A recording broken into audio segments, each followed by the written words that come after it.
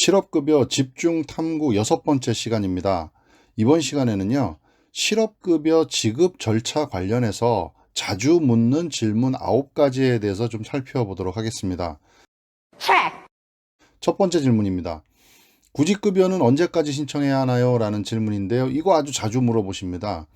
구직급여는 원칙적으로 퇴직한 다음 날부터 12개월이 경과하면 지급받을 소정급여 일수가 남아있더라도 더 이상 지급받을 수가 없습니다. 퇴사일은 퇴직한 다음 날부터고요. 12개월 이내에 전부 지급을 다 받아야 된다는 얘기입니다. 수급기간이 경과하거나 재취업하면 구직급여가 지급되지 않기 때문에 퇴직 후 지체 없이 관할 거주지에 있는 고용센터에 방문해서 실업 신고를 하셔야 됩니다.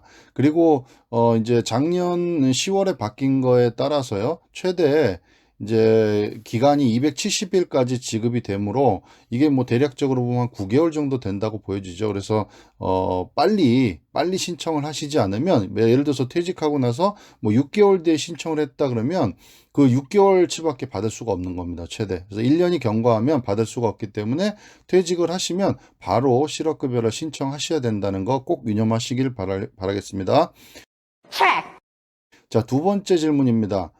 실업 인정이란 무엇입니까? 라는 겁니다. 수급자는 매 1에서 4주마다 고용센터에 출석해서 실업 상태에서 적극적으로 재취업 활동을 한 사실을 신고하고요. 실업 인정을 받아서 구직급여를 지급받을 수 있습니다. 근데 이제 최초 실업 인정은 실업 신고일로부터 2주 이내에 하셔야 되고, 그다음부터는 1에서 4주마다 실업 인정을 매번 인정을 받으셔야 된다는 거 잊지 마시길 바라겠습니다.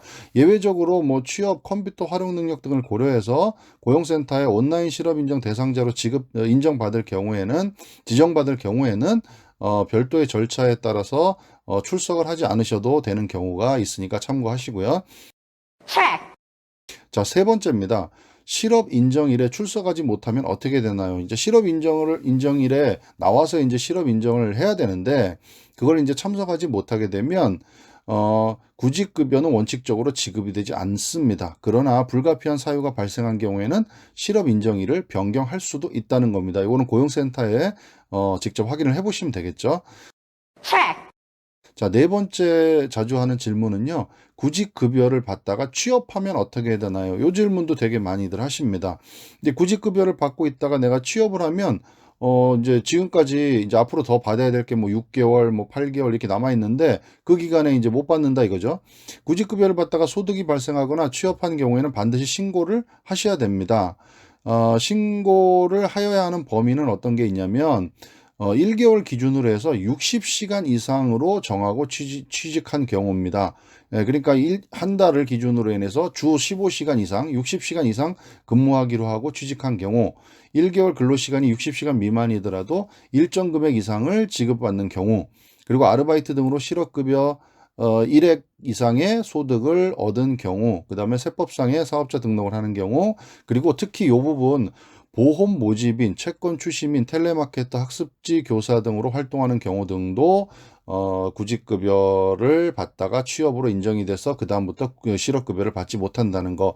간혹 그런 질문들 많이 있으십니다. 일반 직장 다니시다가 퇴사하고 나서 보험 설계사 일을 한다든가 텔레마케터 혹은 학습지 교사 일을 하시면서 실업급여를 이중으로 계속 받고 있는 경우들이 있거든요. 이런 경우에는 적발이 되면 문제가 될 수도 있다는 거 좀 참고하시면 좋을 것 같아요. 다섯 번째 질문입니다. 적극적인 재취업 활동이란 어떤 것을 의미하나요? 라는 겁니다. 적극적인 재취업 활동이라는 것은 아래의 경우인데 구직활동, 직업훈련, 직업안정기관의 직업 지도 등 자영업 준비활동 이런 것들이 있습니다. 구직활동은요. 구인업체 방문 또는 우편, 인터넷 등을 이용해서 구인에 응모한 경우 그러니까 이런 것들도 다 구직활동이 될 수 있다는 걸 참고하시면 좋을 것 같아요. 그냥 구인에 응모한 경우, 그 다음에 채용 관련 행사, 채용 박람회 같은 데 참여하셔가지고 면접을 본 경우도 가능합니다. 그리고 실업 인정일로부터 30일 이내에 취업하기로 확정된 경우 이런 것들도 다 구직 활동으로 될 수 있다. 그러니까 면접만 하셔도 구직 활동이 된다는 거 참고하시고요. 그다음에 직업 훈련은 여기 표에 있는 대로 내용을 좀 참고하시고 그다음에 직업 안정 기관의 지도 등도 옆에 있는 내용들 직업 안정 기관에서 행하는 직업 지도 프로그램에 참여한 경우 직업 안정 기관의 장이 소개한 사회 활동 사회봉사활동에 참여한 게 이런 것들도 다 해당이 된다. 그리고 자영업 준비활동, 고용노동부 장관이 정하는 바에 따라서 자영업 준비활동을 한 경우도 여기에 해당된다는 겁니다. 그 관련된 서류는 밑에서 한번 더 보도록 하겠습니다. 자, 다음 질문은요. 적극적인 활동을 인정받기 위해서는 어떤 서류를 제출해야 되나요? 라는 거죠. 위에서는 이제 재취업 활동에 어떤 것들이 들어가 있는지 어떤 것들이 해당되는지를 봤고요. 이번에는 어떤 서류들을 제출해야 되는지를 좀 보겠습니다. 구직 활동을 증명하는 자료들은요. 사업장을 방문한 경우에는 사업체 이름, 주소, 전화번호, 면접 또는 서류 접수 담당자 명의 기재해서 제출을 하면 됩니다. 예를 들어서 명함 같은 거를 제출해도 된다는 겁니다. 그리고 우편을 이용해서 활동을 한 경우에는 해당 업체에서 사람을 뽑고 있다는 자료, 그러니까 모집 요강, 복사본, 입사지원서, 등기 수령증 뭐 이런 것들이 우편을 통해서 보냈으니까요. 그 다음에 인터넷을 이용한 경우에는 모집 요강 화면 출력, 입사지원서를 보낸 날짜를 확인할 수 있는 이메일, 편지함 화면 이런 것들 내가 직접 이제 인터넷을 통해서 구직 활동을 했다라는 걸 증명하시는 거죠. 그 다음에 팩스를 이용한 경우에는 팩스 번호, 수치 인명, 보낸 날짜와 시간을 기재하여 제출, 채용 박람회에 참석한 경우 이런 것들도 해당이 되고요. 그 다음에 구인 공고가 없는 경우는 인사 담당자의 면접 확인서를 제출해야 인정이 된다.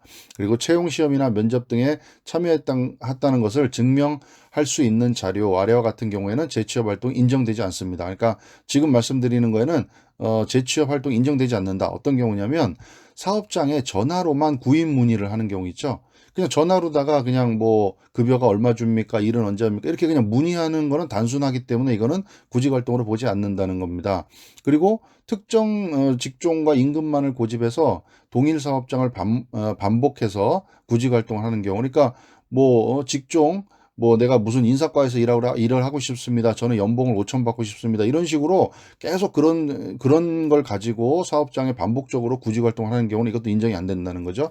그리고 입사 지원서나 이력서를 인터넷으로 전송하지 않고 인터넷에 뭐 알바몬이나 이런 데 들어가셔 가지고 모집 요강만 그냥 캡처해 가지고 출력하시는 경우 이런 것들도 안 된다는 거죠. 그리고 사업이나 장사를 하는 친인척, 가족 등에게 구직 활동 확인서만 딱 받아오는 경우 이런 경우도 안 된다. 라는 겁니다. 직업 훈련을 받았음을 증명하는 자료는 당해 훈련 기관에서 발행한 수강 증명서를 4주에 한 번 제출하고요. 자영업 준비 활동을 증명하는 자료. 아까 위에서는 이제 자영업 활동도 구직 활동으로 볼 수 있다고 했죠. 그래서 자영업 준비 활동을 증명하는 자료에는 실업 인정일에 자영업 활동 계획서를 고용센터에 제출하시면 되고요. 재취업 활동 계획서에 따라서 점포 물색, 임대차 계약, 시장조사 활동, 허가관계 관공서 방문, 근로자 채용을 위한 구인 광고에 관한 자료를 제출함으로써 실업 인정이 가능하다. 그러니까 내가 적극적으로 내가 사업을 준비하고 있다는 걸 보여주는 거죠. 자, 다음 질문입니다. 다음 질문은 구직급여를 받다가 몸이 아파서 재취업 활동을 할 수 없다면 어떻게 되나요? 이거 제가 이제 용어 설명할 때도 말씀드렸던 부분인데 구직급여 신청 후 질병, 부상, 출산 등으로 재취업 활동을 못할 때는 상병급여라는 거를 받을 수 있습니다. 상병급여. 제가 용어 설명해 놓은 영상을 한 번 더 보시면 좋을 것 같아요. 상병급여는 7일 이상 부상이나 질병, 임신과 출산으로 재취업 활동을 할 수 없는 경우에 지급받게 되면 이를 증빙하기 위해서는 진단서, 입대원 확인서 등을 제출해야 됩니다. 자, 다음 질문은요. 도서, 섬지역 거주자의 경우에도 구직급여를 받기 위해 꼭 출석을 해야 되냐? 이런 질문이죠. 자, 도서지역 거주자 등과 같이 재취업 활동이 어려운 수급자를 위해서는 실업인정 특례제도를 두고 있답니다. 그래서 실업인정 특례제도가 인정되는 경우에는 도서지역에 거주하는 수급자는 고용센터에 출석하지 않고요. 우편, 팩스, 온라인을 이용해서 실업인정 신청을 할 수도 있다. 그 다음에 실업인정 특례를 인정받은 경우에도 반드시 적극적인 재취업 활동은 당연히 하셔야 된다. 자, 마지막 9번째 질문은요. 구직급여를 받다가 취업을 하게 되면 더 이상 받을 수 없나? 이것도 질문 많이 하시죠. 내가 쭉쭉 그 구직급여를 뭐 3개월, 5개월 받다가 중간에 취업을 한 경우 어떻게 되느냐? 내가 받을 수 있는 걸 다 이제 못 받게 되느냐라는 질문입니다. 구직급여를 받다가 취업을 하게 되면요. 구직급여를 당연히 받을 수 없습니다. 그러나 구직급여를 받을 수 있는 기간이 30일 이상 남아 있으면 남은 소정급여일수의 2분의 1, 2분의 1의 조기 재취업 수당을 받을 수 있습니다. 조기 재취업 수당이라는 거 제가 용어 설명이나 다른 영상에서도 또 촬영을 해놨죠. 조기 재취업 수당을 받을 수 있다. 그리고 조기 재취업 수당은 안정된 직장에 취업하고 6개월이 경과한 후 지급받을 수 있다라고 돼 있는데 요 밑에 내용을 더 잘 보셔야 될 것 같아요. 2014년 1월 1일 이후에는요. 수급 자격 인정 신청자부터 지급받을 수 있는 소정급여 일수를 2분의 1 이상 남기고요. 12개월 이상 고용된 경우여야 하며 지급 금액은 자녀일 수의 2분의 1로 통일이 됐습니다. 그러니까 2014년 1월 1일 이후 2014년 1월 1일 이후에 수급 자격 인정 신청자부터는요. 2분의 1을 기억하시면 될 것 같아요. 소정급여 일수를 2분의 1 이상을 남기고 그 다음에 12개월 이상 고용이 된 경우에 지급 금액은 자녀 일수의 2분의 1로 단일화된다. 이렇게 기억하시면 좋을 것 같습니다. 자, 오늘은요. 실업급여 지급 절차 중에 많이 자주 하는 질문에 대해서 9가지를 정리해 봤습니다. 오늘 영상이 도움이 되셨으면 구독, 좋아요, 공유 부탁드리겠습니다. 감사합니다.